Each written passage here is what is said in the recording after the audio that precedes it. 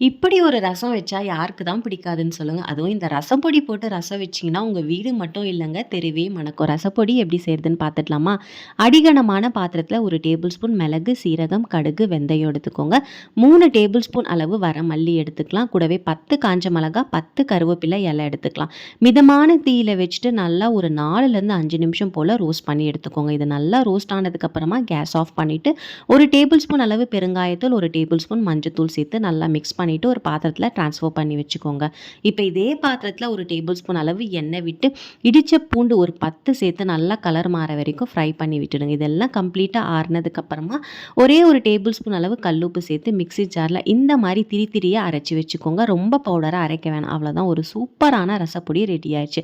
எப்போல்லாம் ரசம் வைக்க போறீங்களோ அப்போல்லாம் 2 டேபிள் ஸ்பூன் அளவு ரசப்பொடி எடுத்துட்டு தக்காளி புளி தண்ணி கரைச்சிட்டு கொத்தமல்லி தழை தூவினீங்கன்னா அவ்வளோதாங்க, அல்டிமேட்டான ரசம் ரெடி ஆயிடுச்சு.